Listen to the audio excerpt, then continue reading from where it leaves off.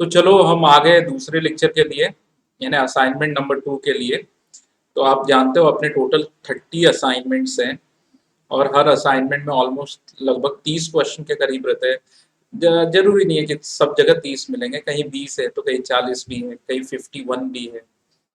ठीक है, सो देखते हैं। अब हम आ जाते हैं आगे। पहले मेरी सबसे इम्पोर्टेंट बात जो मैं नोट बार बार कहता हूँ, if the integrand is the rational functions whose numerator and denominator are polynomials and degree of numerator is greater than or equal to degree of the denominator, first divide the numerator by denominator and then integrate. Rational function किसे कहते हैं? q upon p को या p upon q को। ये भी polynomial, ये भी पॉलिनोमियल। ठीक है, यानी कि इक्वेशंस हैं। ठीक है, जनरल इक्वेशन क्वाड्रेटिक क्यूबिक कुछ भी हो, जैसे देखो बाई क्वाड्रेटिक है, quadratic upon linear, by quadratic upon quadratic. तो इस तरह अगर होगा ना तो आपको करना क्या है, पहले उनको एक्चुअली डिवाइड करो। फिर वो देखो बचपन से अपना जो फेवरेट फॉर्मूला नहीं है क्या, dividend dividend equal to divisor into quotient plus remainder. उन्हीं बचपन में पढ़ते थे, तो वही वाला फॉर्मूला है। और हिंदी वाले जो बच्चे होंगे तो भाज्य बराबर भाजक गुणे भागफल धन शेषफल ऐसे कुछ कहा जाता था ना। तो ये हम वही सारी चीजें यूज करने वाले हैं। तो इस तरह न्यूमरेटर यानी कि ऐसे समझ लो कि numerator equal to denominator into quotient plus remainder, या न्यूमरेटर अपॉन डिनोमिनेटर, यानी पूरे फ्रैक्शन की वैल्यू क्या होगी तो क्वेश्चन को इंटीग्रेट कर लो और रिमाइंडर अपॉन डिनोमिनेटर को इंटीग्रेट कर लो, एंड दैट्स इट। सो चलो एक क्वेश्चन में ले लेता हूँ। सो मैंने अब लिया पहला क्वेश्चन। सो सबसे पहले मैंने देखा कि भाई यहाँ पे तो x raise to 4 plus 1 divided by x square plus 1 कुछ यूँ दिया है। तो इसमें पॉलिन रैशनल है, पॉलिनोमियल है। सो हमने कर लिया, ये लिखा है x रेज टू 4 प्लस 1, ये लिखा है एक्स स्क्वायर प्लस 1। पहले तो ये एक्स स्क्वायर है और ये एक्स रेज टू 4 है, तो ऐसे सोचो कि इसको किससे मल्टीप्लाई किया जाए कि ये एक्स रेज टू 4 बन जाए। तो खुद आएगा कि एक्स स्क्वायर से मल्टीप्लाई करो तो x square into this, so x raise to 4 हो जाएगा। X square into this, so plus x square हो जाएगा।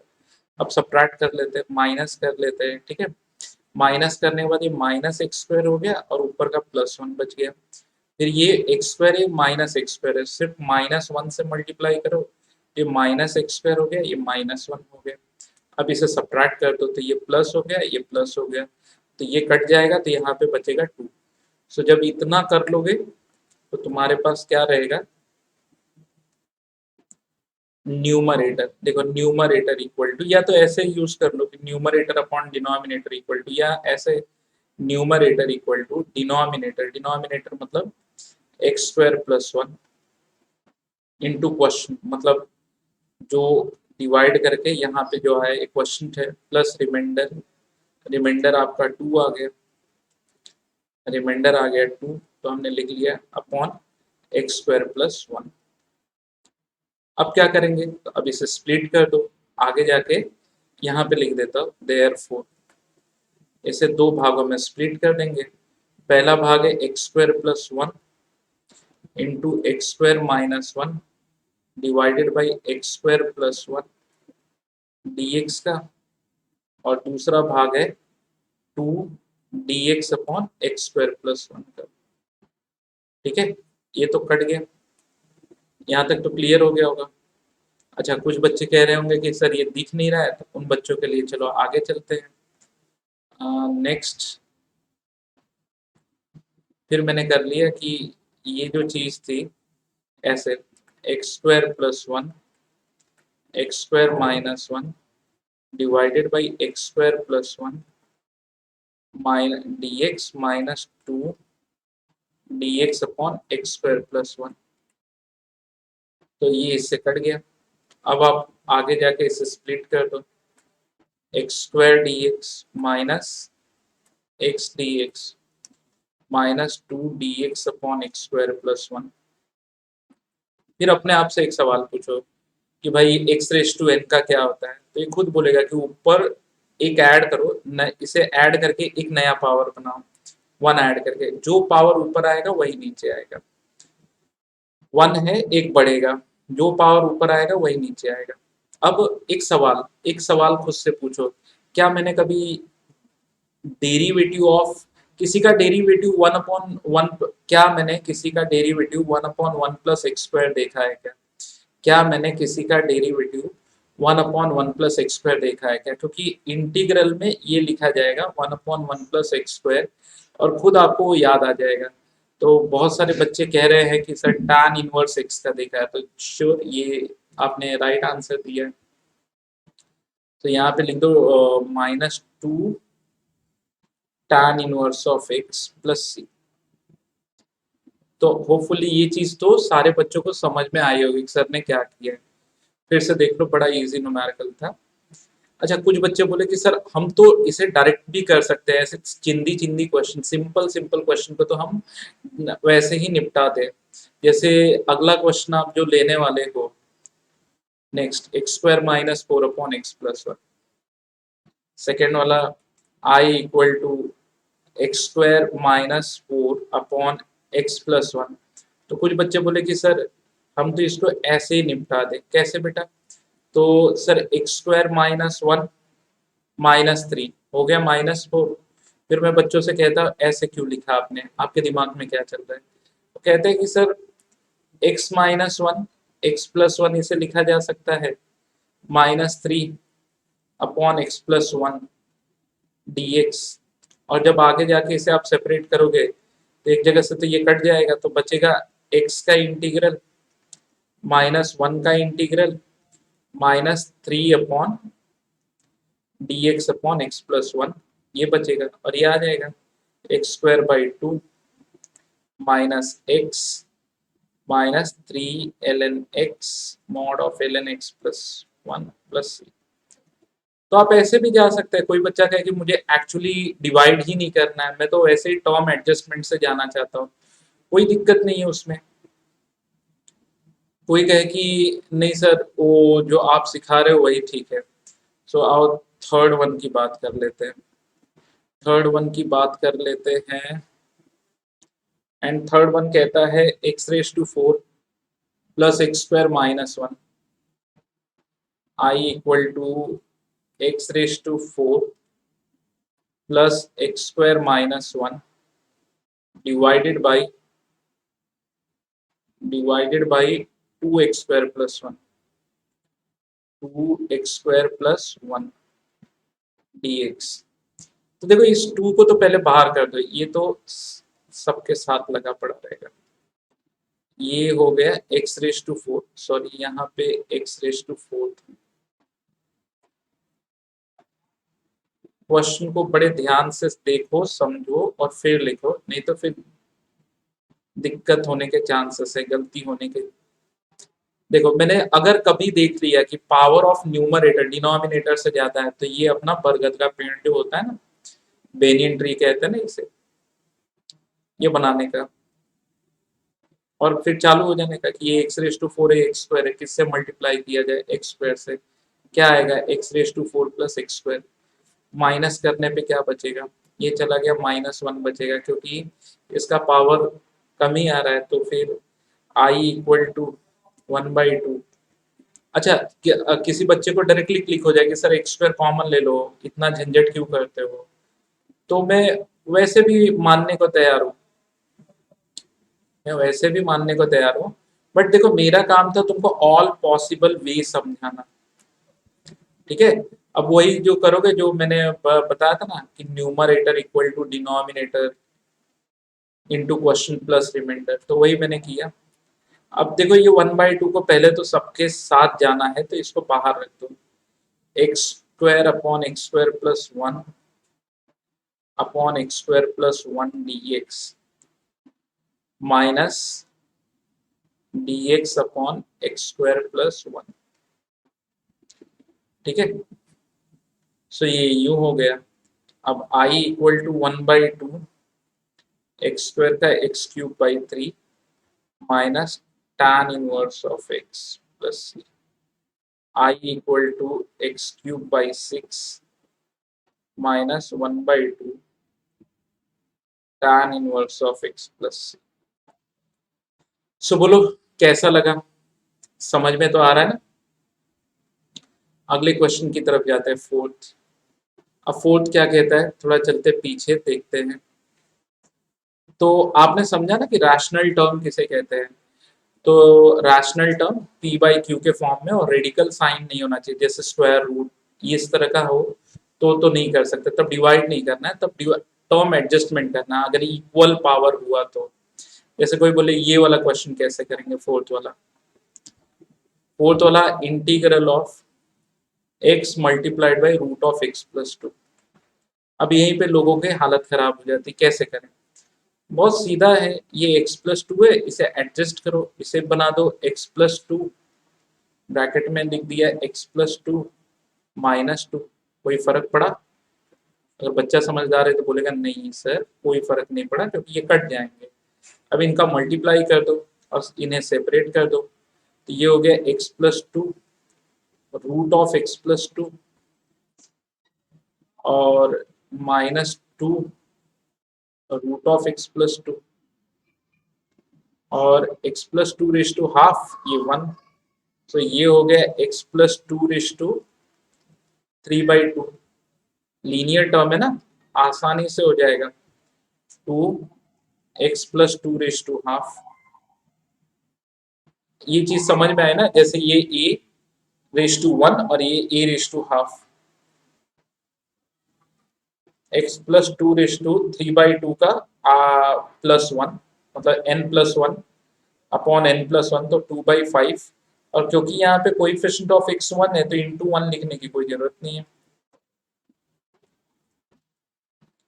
प्लस 1 किया तो 3/2 और यहाँ पे 3/2 लिखोगे तो ये हो जाएगा 2/3 प्लस c।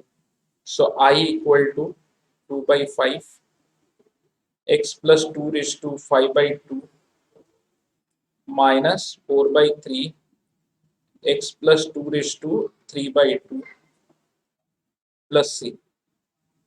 सो होपफुली ये चीज आपको करेक्ट हो, क्लियर हो गई। कहीं कोई दिक्कत, प्रॉब्लम, कुछ ऐसी चीज जो आपको ना समझ में आई हो। नेक्स्ट चलते हैं, आगे चलते हैं फिफ्थ प्रॉब्लम की तरफ। अभी प्रॉब्लम अपने कंप्लीट हुए नहीं है। सो फिफ्थ वाला प्रॉब्लम तो सॉल्व योरसेल्फ, खुद करो। हाँ, इसका थोड़ा बरगद का पेड़ बना के दे देता हूं मैं। चलो फिफ्थ वाला दिखा दो मैं क्या है। फिफ्थ वाला जो है वो ये वाला है, 3x³ plus 2x² plus 3x³ plus 2x² plus 3x plus 1। 3x³ plus 2x² 3x³ plus 2x² plus 3x plus 1 3x plus 1। और यहाँ पे वो जो बाहर लिखा है ना 3, तो उस 3 का अंदर मल्टीप्लाई कर दो तो 3x² प्लस 3 हो जाएगा। सो x से मल्टीप्लाई कर दो तो ये हो गया 3x³ प्लस 3x। ठीक है, तो 0x² लिख दो जो, और यहाँ पे 0 अभी कट करेंगे तो बच जाएगा, मतलब जो टर्म आ जा रहा है उसी के नीचे लिखो। अभी यहाँ पे 3x लिखोगे, सब्ट्रैक्ट कैसे करोगे, जो टर्म नहीं है वहां पे हमने 0 लिख दिया, माइनस माइनस। तो ये हो गया 2x², ये हो गया 0 और ये हो गया प्लस 1। अब देखो एक सवाल, ये 3 है और ये 2 है, तो 3 को 2 में कैसे बदलें। अब यहाँ पे बच्चे मार खा जाते हैं, तो पहले तो डिवाइडेड बाई 3 कर दो। तो डिवाइडेड बाई 3 में अपॉन 3 लिखोगे, तो जैसे ही डिवाइडेड बाई 3 करोगे तो ये x² हो जाएगा, इंटू 2 करो तो 2/3 से मल्टीप्लाई, तो ये हो गया 2x² प्लस 6 सॉरी प्लस 2। अब माइनस करोगे सो -1 आएगा। तो ये क्वेश्चन कुछ ऐसे हो जाएगा, डायरेक्ट न्यूमरेटर अपॉन डिनोमिनेटर वाला टर्म लिखो। न्यूमरेटर अपॉन डिनोमिनेटर मतलब का इंटीग्रल कुछ और नहीं होता है, क्वेश्चन का इंटीग्रल प्लस रिमाइंडर बाहर कर दो dx अपॉन डिनोमिनेटर, ऐसे कर दो। अगर तुम्हें आता है तो डायरेक्टली, तो क्वेश्चन मतलब x का इंटीग्रल प्लस 2/3 का इंटीग्रल कांस्टेंट बाहर रहेगा, और रिमाइंडर में क्योंकि मैंने अगर रिमाइंडर एक्स वाला टर्म होता तब तो इधर आता, यहाँ तो कांस्टेंट है इसलिए dx अपॉन डिनोमिनेटर 3x² + 3 हमने ये लिख दिया। अब चाहे तो 3 कॉमन निकाल लो और x² + 1 का सोचोगे, तुम्हें ऑटोमेटिक आंसर मिलेगा किसका डेरिवेटिव होता है। सो एक क्वेश्चन और कर लेते हैं, 6th वाला जो दे रखा है। ये बार बार मैंने इस बार ऐसे बनाया कि आप लोगों को बार बार क्वेश्चन दिखा सकूं। x-1 root of x + 4, x-1 root of x + 4। फिर वही लॉजिक कि ये तो रैशनल टर्म नहीं है। रैशनल टर्म इसलिए नहीं है क्योंकि रूट आ गया। कोई बोले ये भी इक्वेशन पॉलिनोमियल तो है, लेकिन नहीं कहेंगे फिलहाल के लिए, रूट आ गया। तो इसमें ना ऐसे जाते हैं, इसे x + 4 बना दो। कोई बच्चा बोले कैसे बनाएंगे +4, लेकिन मेरा तो -1 था तो -4 कर दो, एडिंग 4 सब्ट्रैक्टिंग 4। तो जैसे -4 करोगे तो -5, वैसे भी करके देख लो। तो 4 में से 5 गया तो -1 रूट ऑफ x + 4, ठीक है, dx। अब इसे इंडिविजुअली डिवाइड कर दो, x + 4 upon root of x + 4, ठीक है, dx -5 dx upon root of x + 4, ठीक है। अब ये कटेगा तो यहाँ पे आ जाएगा रूट, मतलब x + 4 रेज़ टू हाफ कर दो। अच्छा, कोई बच्चा कहे इधर भी हाफ करके माइनस हाफ करके करे, करना है करो, दिक्कत नहीं है। बट ये तो चीज मैं पहले भी समझा चुका हूँ कि जैसे रूट एक्स का dx अपॉन रूट एक्स का इंटीग्रल 2√x होता है, उसी तरह dx upon root of ax plus b का इंटीग्रल क्या होगा, तो 2√x प्लस b, और यहाँ पे divided by coefficient of x, ये ऐसे होगा। खैर इसका तो आ जाएगा हाफ + 1 3/2, तो यहाँ पे 2/3 लिखेंगे क्योंकि अपॉन 3/2। अब क्योंकि मैं जिन बच्चों से डील कर रहा हूँ वो मेरे समझदार बच्चे हैं। अब कोई बच्चा अगर ये कहे कि सर मुझे नहीं समझा, तो फॉर्मूले गो थ्रू करने की बारी है। 2 जनरेट होगा तो 5 × 2 10 रूट ऑफ x + 4 + c। तो ये हमने अपने असाइनमेंट का एग्जाम्पल 4 कर लिया। अब हम आते हैं एग्जाम्पल 5 की तरफ, ठीक है। अब हम एग्जाम्पल 5 में आते हैं और देखते हैं एग्जाम्पल 5 में क्या है। ओ, बहुत सारी चीजें। अच्छा, लेकिन एक फर्क बताता हूँ पहले तो, एक सबसे बड़ा डिफरेंस बताता हूँ। देखो, बहुत लोगों को अगर ये प्रॉब्लम आता है ना, root of 5x - 3 -1 upon root of 2x - 7, तो उनको लगता है ये वाला प्रॉब्लम और ये वाला problem, root of 5x - 3 minus root of 5x + 3, उन्हें लगता है ये दोनों प्रॉब्लम एक जैसे हैं।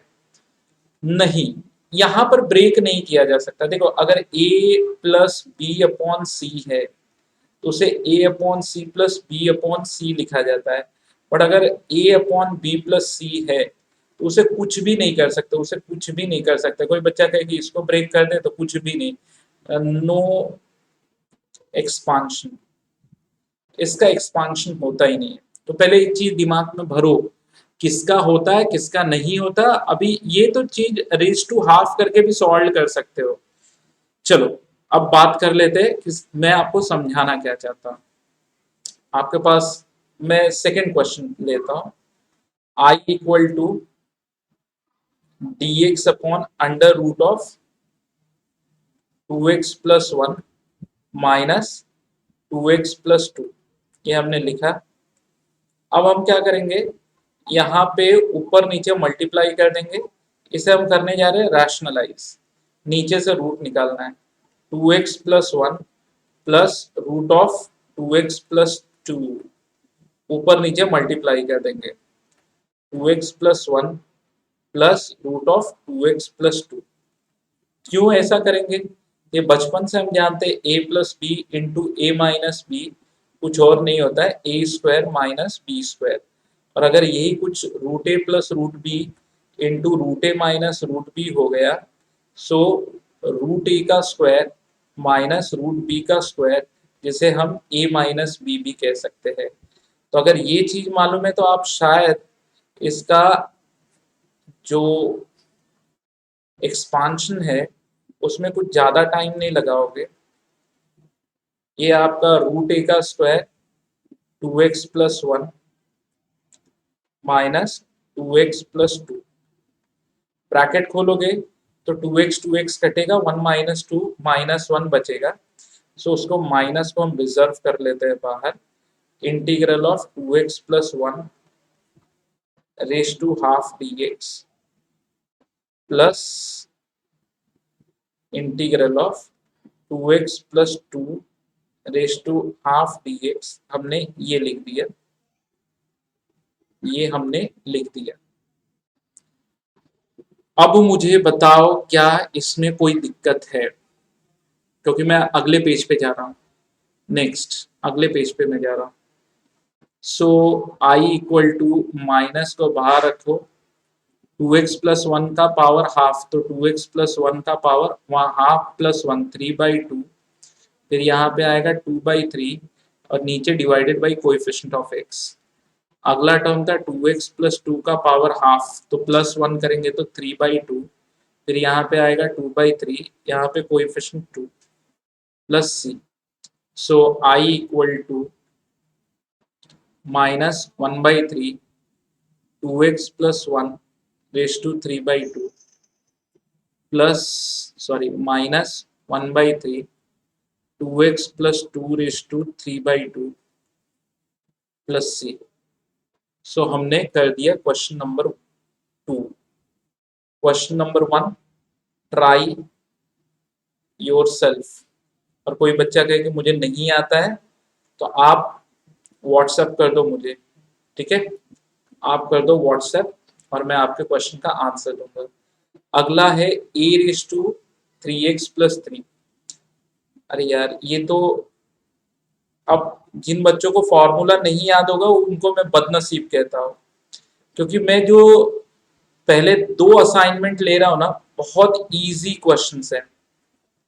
a raise to alpha X plus beta का क्या होता है, a raise to alpha X plus beta divided by log A और इनटू, ये अलग है, coefficient of x alpha plus c। So I equal to a raise to 3x plus 3 by log A into 3 plus c। So हमने कर लिया question number 3। अब हम जाते हैं क्वेश्चन नंबर 4 की तरफ। e raise to a log x plus e raise to x log a। I equal to i raise to i equal to e raise to a log x और e raise to x log a। अब इस question को करने से पहले rules of log को पहले समझते हैं। रूल्स ऑफ लॉग, जो पहला रूल यूज होगा वो है n log m। n log m को क्या लिखते हैं, log m raise to n। पहले तो ये पहला रूल यूज होने वाला है। दूसरा rule, a raise to log b to the base c को हम क्या लिखते हैं, a raise to sorry b raise to log a to the base c, ये भी एक रूल है। तीसरा rule, log a to the base a equal to 1। और चौथा रूल कि a raise to log of x to the base a raise to log x to the base a, ये होता है x। कोई बच्चा बोले कैसे होता है, तो तीनों रूल को एक एक करके पहले 2 रूल को सेकेंड और थर्ड अप्लाई करो। a raise to log b to the base c क्या होता है, log a टू द, मतलब b नीचे आ जाएगा, ये जो है यहाँ पे आ जाएगा, a वहां चला जाएगा, तो इसी तरह a इधर आ जाएगा, x नीचे आ जाएगा। और log a to the base a 1, तो a raise to x raise to 1, तो यानी x आ जाएगा, ठीक है।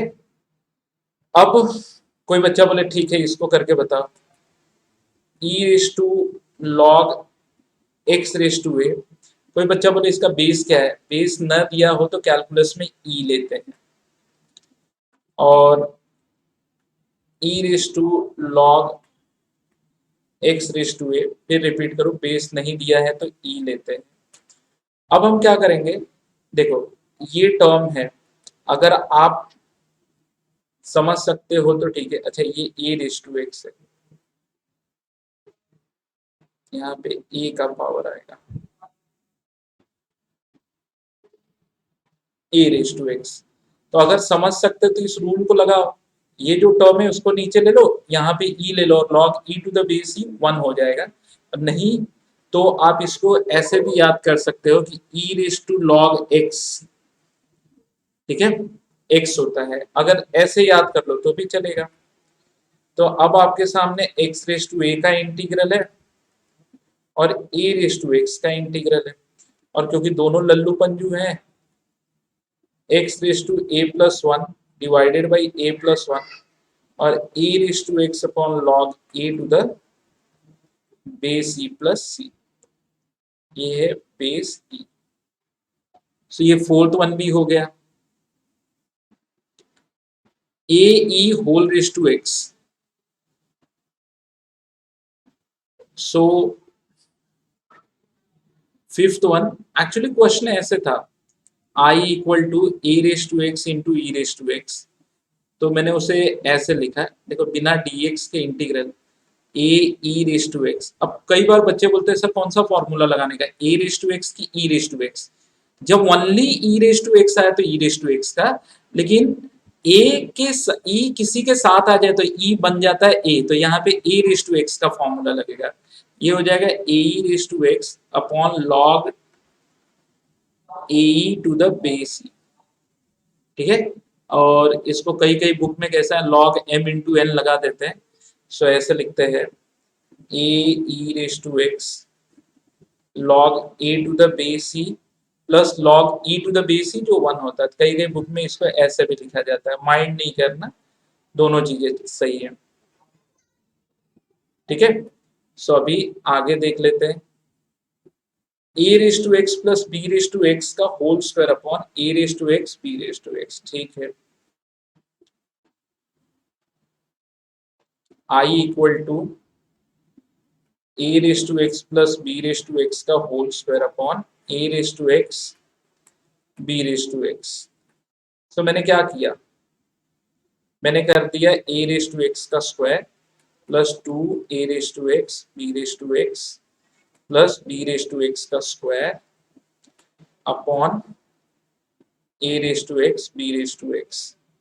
अब मैं बच्चों की तरह इंडिविजुअली डिवाइड नहीं करने वाला, मैं ये बताने वाला हूँ, यहाँ बचेगा डिवाइड जब इसको करोगे तो एक ए रेस टू एक्स चला जाएगा, एक बचेगा, तो A raise to x upon B raise to X को A upon B raise to X भी लिख सकते हैं, जिसमें कोई प्रॉब्लम नहीं है। यहाँ पे डिवाइड करोगे ओनली 2 बचेगा dx, यहाँ पे डिवाइड करोगे एक बी रेस टू एक्स जाएगा, b by a raise to x बचेगा। सो आई इक्वल टू ये हो जाएगा a by b raise to x divided by log a by बी plus 2x plus b by log sorry b by a raise to x upon log of b by a plus c। So hopefully अब तो तुम्हें समझ में आ गया होगा, ठीक है। अब अगला question seventh one, try yourself, exactly ऐसे ही है। और कोई बच्चा कहे कि नहीं आप ही करके बता दो, तो ठीक है हम ही करके बता देते हैं। तो मेजॉरिटी ऑफ द क्वेश्चन जो अपने स्टूडेंट थे एकेडमिक अचीवर्स के, उन्होंने सॉल्व कर लिया था, बट कुछ कुछ बच्चे कह रहे थे कि सर एक बार सोल्यूशन वेरीफाई करवा देते, प्रोसीजर वेरीफाई करवा देते तो काफ़ी अच्छा होता। तो हमने कहा लाओ भाई इनका एक वीडियो सोल्यूशन भी तैयार कर दे। ये जो बच्चे एकेडमिक अचीवर से जुड़ना चाहते हैं, जो अभी तक नहीं जुड़े हैं, उनके लिए भी बढ़िया होगा। और एक अपना रिक्वेस्ट है, वीडियो को प्लीज लाइक कर दो, क्योंकि वीडियो को जितना तुम ज्यादा लाइक करोगे उतना ही थोड़ा मैं मोटिवेट होता हूँ कि नहीं चलो बच्चे लाइक कर रहे हैं तो हमें भी बच्चों के लिए कुछ अच्छा करना चाहिए। वीडियो को लाइक करो और शेयर भी कर दो, ठीक है। और बहुत सारे बेसिक्स क्वेश्चन आने वाले हैं अब।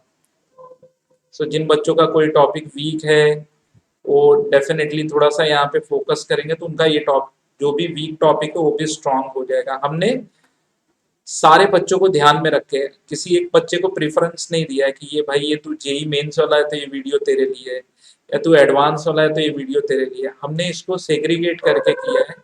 अब हमने वीडियो में ज्यादा से ज्यादा हर तरह के बच्चों को कवर करना है। ये तो फिलहाल ये जो वीडियोस हैं ये बोर्ड के बच्चों को ज्यादा काम आएंगे जब हम जेई वाले वीडियोस देंगे। लेकिन हाँ ये याद रखो, इन वीडियोस में बहुत सारे अच्छे क्वेश्चंस आएंगे जो आपको जेई में भी मिलेंगे, ठीक है। या मैं यूं कहूँ कि यहाँ पे 1 2 3 से मैंने चालू किया है, लेकिन जो क्वेश्चन नंबर 10 है वो मैं जेई में स्टार्ट करता हूँ, यानी जो यहाँ का क्वेश्चन नंबर 10 है वो मैं जेई में क्वेश्चन नंबर 1 लेके चालू करता हूँ, ठीक है, क्योंकि हमारे पास टाइम की कमी होती है। तो चलो हमने एग्जाम्पल 4 कर लिया, अब हम आते हैं एग्जाम्पल सॉरी 5 कर लिया, अब 6 की तरफ आते हैं। फर्स्ट क्वेश्चन की बात करें, मैंने कहा इंटीग्रेशन में डिवीजन रूल नहीं है, कैसे भी इसका पेड़ा गर्क कर दो, इसको तो डुबा ही दो, काट दो, कुछ भी करो। मेरे बच्चे ने जिनको ट्रिग्नोमेट्री आती है उसने कह दिया कि 1 - cos² x लिख दो साइन को। फिर मैंने पूछा ऐसे क्यों, क्या तेरे दिमाग में चल रहा था, उसने कहा कि ये 1 का स्क्वायर है तो बट ऑब्वियस a² - b² यानी कि a - b a+b अगर आप लगा देते हो तो, अगर a - b अगर आप लगा देते हो, नीचे छोटी सी गलती हो गई,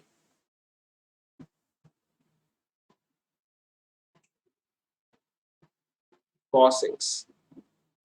तो बच्चे ने कहा कि अगर ये लगा देते हो तो फिर ये हो जाएगा, और i = 1 का इंटीग्रल माइनस cos x का integral. So i = x - sin x plus. काफी इजी क्वेश्चंस आते हैं। अभी अपने असाइनमेंट्स में देखोगे तो ऐसे बहुत सारे क्वेश्चंस है जो काफी इजी है, सिर्फ सोचने की देरी है। अगर बच्चा सोचेगा तो कर ले जाएगा। अगर इसका सेकंड क्वेश्चन की मैं बात करूं, अब बच्चा देख के डर गया कि अभी मैं क्या करूं। अच्छा कुछ तो ऐसे होते हैं जो जस्ट सर इसको साइन लिख दो, 1 - sin² x लिख दो, फिर 1 - sin x 1 + sin x, क्या होगा बच्चा उससे, सर कुछ नहीं होगा। तो कुछ नहीं होगा तो कर क्यों रहा है। अब ये क्वेश्चन में अगर कोई बच्चा मेरा अटेम्प्ट करना चाहे तो मैं बोलूंगा इंटीग्रल ऑफ 4/cos² x कर दे माइनस 5/sin x/cos² x कर दे, और उसी cos x को ऐसे cos x × cos x लिख दे तो और अच्छा है। अब कोई बच्चा बोले सर ये हमको क्यों नहीं क्लिक होता, तो भाई क्लिक तो जरूर होगा, लेकिन तुझे प्रैक्टिस बढ़ानी पड़ेगी, तुझे फॉर्मूले बढ़ाने पड़ेंगे। जितना ज्यादा फॉर्मूले याद है, अब कोई बच्चा बोले सर इसके पीछे का रीजन क्या, आपको कैसे पता चला कि ऐसे लिखना है, तो बाई cos² x मतलब कितना होता है sec²x। तो मुझे इसका इंटीग्रल मालूम है, -5 sin/cos बन गया tan x, और ये हो गया 1/cos x बच गया, वो sec x हो गया। फिर आप एक सवाल पूछो कि भाई sec²x किसका डेरिवेटिव होता है, तो आपको पता चलेगा कि tan x का होता है। और एक सवाल ये भी पूछो कि क्या मैंने डेरिवेटिव में किसी का derivative sec x tan x पढ़ा है, तो मन खुद कहेगा, अगर डेरिवेटिव स्ट्रांग है तो कहेगा sec x का पढ़ा है। तो देखो कहां पर दिक्कत है, कहीं दिक्कत नहीं थी। अब हम आते हैं sine theta upon tan² theta. Sine theta third question पे आते हैं, और ये क्वेश्चन है साइन थीटा अपॉन सॉरी ये साइन नहीं था, ये आई थिंक सेक था, सेक थीटा अपॉन tan² थीटा। तो अब हमने कर दिया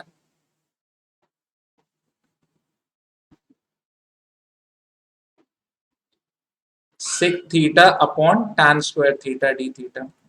अच्छा, ये चीजें ना उन बच्चों को बहुत अच्छे ढंग से समझ में आएंगी जिनका ट्रिग्नोमेट्री काफी स्ट्रांग है। अब मैंने क्या किया, सेक थीटा का मतलब 1/cos थीटा है, अपॉन मतलब divide by tan square theta मतलब sine square theta by cos square theta. फिर मैंने अगले स्टेप में 1/cos थीटा मल्टीप्लाइड बाई, ये उल्टा हो गया, cos square theta by sine square theta. अब ये cos square theta by sine square theta, तो एक इससे कट गया। फिर क्या बचा, cos थीटा और नीचे साइन स्क्वायर थीटा, तो इसको इंटू 1 कर दे, इधर sine theta into sine theta कर दे। क्यों, तो अब क्यों का आंसर ये है कि cos बाई साइन, इसका मतलब है cos बाई साइन, ये बन गया cot थीटा और ये बन गया cosec theta, 1/sin cosec theta D theta. अब अपने आप से एक सवाल पूछ कि क्या मैंने किसी का derivative cosec theta cot theta पढ़ा है? आंसर आएगा वो मैंने तो पढ़ा था कि कोसेक थीटा का derivative minus D by D theta of cosec theta, तो minus cosec theta cot theta, तो नेगेटिव ऑफ कोसेक थीटा का हो जाएगा, क्योंकि नेगेटिव ऑफ नेगेटिव कट जाएगा और पॉजिटिव मिलेगा। वही बोला ना कि जैसे प्लस कॉस एक्स का डेरिवेटिव माइनस साइन एक्स होता है, वैसे माइनस कॉस एक्स का डेरिवेटिव प्लस साइन एक्स होगा। तो अगर प्लस साइन है तो डेरिवेटिव जो फंक्शन हम लेंगे वो नेगेटिव हो जाएगा। और बट ऑब्वियस जिनका भी नाम सी से चालू होता है ना, उनका आंसर नेगेटिव ही होता है, ठीक है। जैसे कॉस, ठीक है, कॉस कॉट और कोसेक, इनका कभी भी इनके पहले नेगेटिव साइन होता है, ये चीज ध्यान रखना। अगला है sine x upon cos square x, sine x upon cos square x, so I equal to sine x upon cos square x. देखो बहुत यहाँ पे ना आइंस्टाइन बनने की जरूरत नहीं है, बेसिक ट्रिग्नोमेट्री आता है ना, आप ऑटोमेटिक क्वेश्चन को कर ले जाओगे, इंटू 1 इंटू कॉस एक्स।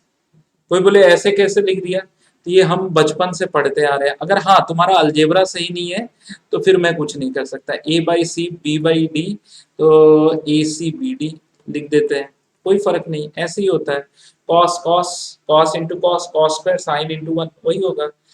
तो जिनका बेसिक सही हो तो समझ ही गए होंगे कि 1/cos सब सेक लिखेंगे और इसको लिख देंगे tan x और ये लिख देंगे dx। और सर हमसे ही पूछने वाला भाई किसी का derivative sec x tan x पढ़ा था, sec x का पढ़ा था, तो ये हो जाएगा। अगर तुम्हें कहीं दिक्कत आ रही है तो वो भी बता दो। नेक्स्ट पेज पे जाते हैं, लेकिन पहले देख लेते हैं क्वेश्चन। क्वेश्चन देखो, sec x multiplied by sec x plus tan x, sec x multiplied by, fifth question की बात करें तो I equal to sec x multiplied by sec x plus tan x, sec x plus tan x dx। अब इसे हम कर देते हैं sec स्क्वायर x, ठीक है, और यहाँ पे कर देते हैं sec x tan x। अच्छा, ये क्वेश्चन कुछ बच्चे मुझे कह रहे थे कि सर हमारा डिफिकल्ट जा रहा है क्योंकि ये हमें क्लिक नहीं हो रहा है। तो बेटा तुम लोगों की बेसिक ट्रिग्नोमेट्री गड़बड़ है, तो उस पर थोड़ा काम करो, बेसिक ट्रिग्नोमेट्री पे काम कर लो और थोड़ा डेरिवेटिव के फॉर्मूले को फटाफट मगअप करना सोचो, ठीक है। अब अपने आप से सवाल पूछो, किसी का डेरिवेटिव sec स्क्वायर x होता है तो आंसर है tan x। देखो मैंने डेरिवेटिव में बहुत सारा एफर्ट लिया था, sec x tan x किसका होता है, तो आंसर है sec x का होता है। आप डेरिवेटिव के तरीके से भी सोच सकते हो या इंटीग्रल में डायरेक्ट फॉर्मूले लर्न कर लो। जैसे मैंने अपने बच्चों को डायरेक्ट सोचना भी सिखाया है, तो ऐसी बात नहीं है कि बच्चे नहीं कर सकते। 3 sin x plus 4 cos x, I equal to 3 sin x plus 4 cos x minus 3 by sine square x minus 1 by cos square x. शायद यही क्वेश्चन था, 3 sin x plus 4 cos x minus 3 by, ठीक है। तो ऐसे कोई rocket science में नहीं लगाना है। साइन एक्स का इंटीग्रल मुझे आता है, कॉस एक्स का इंटीग्रल मुझे आता है, अपॉन साइन स्क्वायर एक्स में सर ने सिखाया नहीं है, तो 1/sin स्क्वायर एक्स मतलब कोसेक स्क्वायर एक्स होता है, इंटीग्रल मुझे आता है, अपॉन कॉस स्क्वायर एक्स को सर ने सेक स्क्वायर एक्स सिखाया, इसका भी इंटीग्रल मुझे आता है। माइनस 3 cos x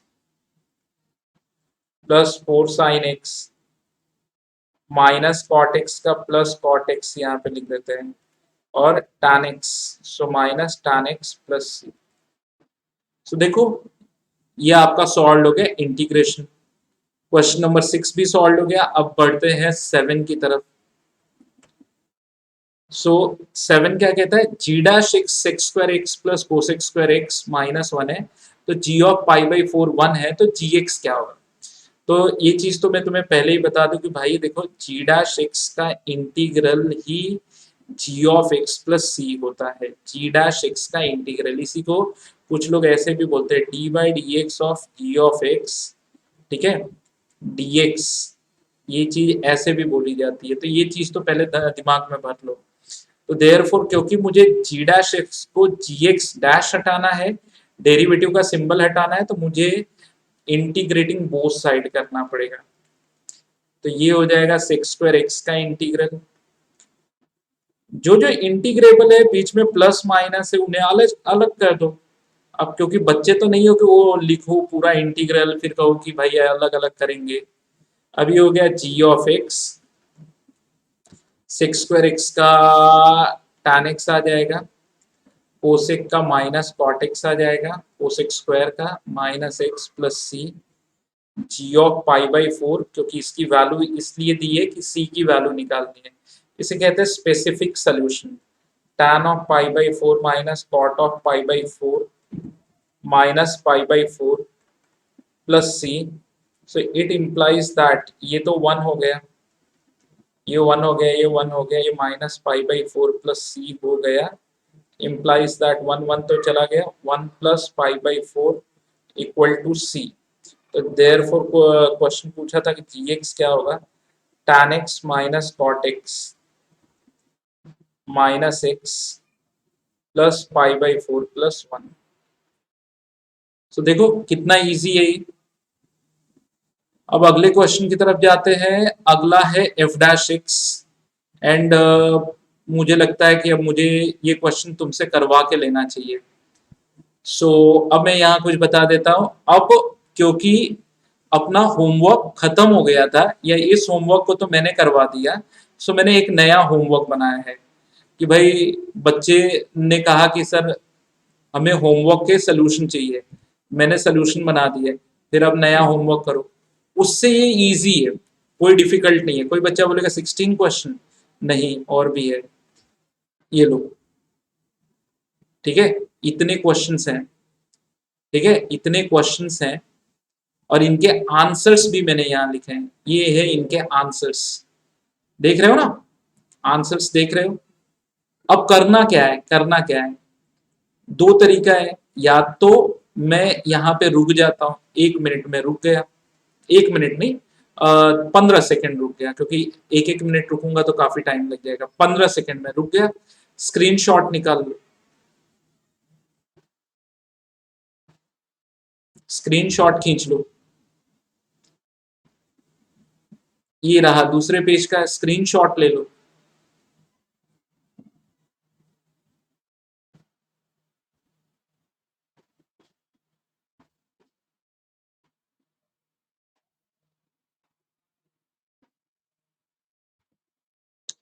ये रहा तीसरे पेज का, स्क्रीनशॉट ले लो।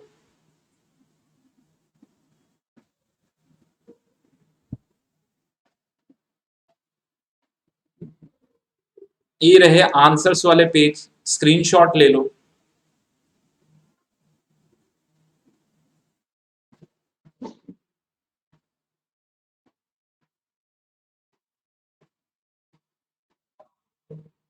स्क्रीनशॉट ले लिया। अच्छा, आगे का आंसर्स मैंने डाला नहीं है, या मे बी आगे तो, हाँ आगे के आंसर्स मैंने डाले नहीं है, बट आप व्हाट्सएप मुझे कर सकते हैं। तो आपको मालूम है ना अपना एकेडमिक अचीवर प्लेटफॉर्म क्या कहता है कि देखो भाई, पहले तो मेरा व्हाट्सएप नंबर 9819979195 यहाँ पे कर दो व्हाट्सएप, ठीक है। व्हाट्सएप करके आप अपने डाउट क्लियर कर सकते हैं, आपके डाउट के आंसर दिए जाएंगे। और एकेडमिक अचीवर्स का एक ही टारगेट है, every one can be winner, everyone can be winner, जो भी सीरियस है, ठीक है, जो भी देखो अपने एकेडमिक अचीवर के लोगों में एक सिंबल है हाथ, और ये चांद सितारों को छू रहा है। तो मैंने पिछले 20 सालों में काफी चांद सितारों को बच्चों को छूने के लिए, मतलब मैंने बहुत बच्चों को उनके ड्रीम्स को ट्रू करवाया है, ठीक है, और उन्हें मोटिवेट किया है कि वो सारी अपनी जो भी ड्रीम्स है, जो चांद सितारे वो छूना चाहते हैं वो छुएं। लेकिन अगर बच्चा मेहनती है तो डेफिनेटली ये मैटर नहीं करता कि वो अमीर परिवार से है, गरीब परिवार से है, उसके घर में पैसे हैं या नहीं है। बहुत सारी सक्सेस स्टोरी लिखी है जहाँ पे बहुत ही क्रिटिकल कंडीशंस थी, पेरेंट्स के पास पैसे नहीं थे, बच्चे को पढ़ा नहीं सकते थे, बेसिक एजुकेशन नहीं ले सकते थे। आज वो इंजीनियर्स बन के टॉप कंपनीज में ऑलरेडी एम्प्लॉयड है, लाइक टीसीएस, इन्फोसिस, ठीक है, बहुत अच्छी अच्छी कंपनीज में हमारे स्टूडेंट एम्प्लॉयड हैं। हमारा पहला टारगेट होता है आप लोगों को करेक्ट नॉलेज देना। ये हमने बेसिक की शुरुआत की है। अब देखो हम जैसे जैसे आगे जाएंगे ना, हमें और भी अपने आप को चेंज करना पड़ेगा, थोड़ा कैलकुलेशन फास्टर करना पड़ेगा। तो देखो यहाँ पे असाइनमेंट नंबर 2 तक सारे बेसिक कॉन्सेप्ट खत्म हो गए। अब हम थोड़े से कॉन्सेप्ट को असाइनमेंट नंबर 3 में बढ़ाएंगे। फिर मिलते हैं अगले लेक्चर में, तब तक के लिए थैंक यू वेरी मच। और उम्मीद करता हूँ कि आप लोगों को लेक्चर समझ में आया और आप पढ़ते रहेंगे, ठीक है। सो चलो stop recording and thank you very